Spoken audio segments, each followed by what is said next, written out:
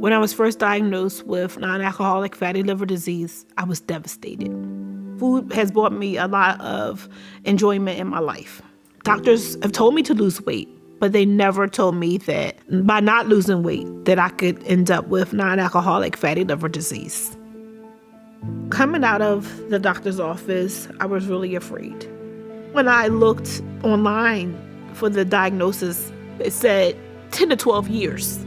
And in that moment, I began to cry. And I cried for like 2 hours.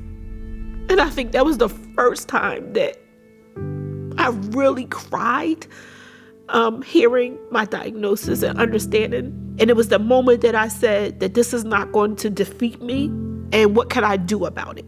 I learned that I could slow down the progression of this disease by changing my diet. I learned about exercise, learned the love of chair yoga. My husband and I walked, my children and I walked. I lost 50 pounds. I still have a ways to go. I was initially between stage 2 and 3. My last biopsy, I was stage 1. And so when you hear that, it's like you want to celebrate, but there is no celebration. The work continues, and I'm no longer ruled by fear, but there has to be that intrinsic motivation. My family, my children, that's my motivation. And I want to enjoy life. I want to enjoy the time that I have left, and I want to make a difference.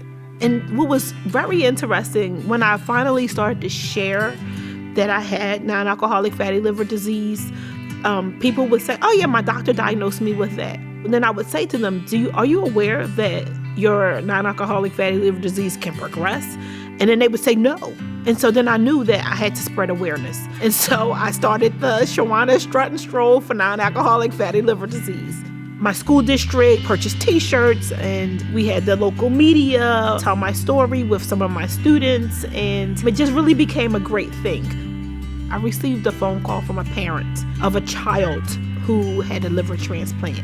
The mother wanted me to know that my story meant something to her. Knowing that, I think at the time he was a year old, had gone through a liver transplant, and he was thriving. It gives you the motivation to continue to want to help people. I am truly grateful for the conversations and the support that I've received from the American Liver Foundation. I don't know where I would be without them.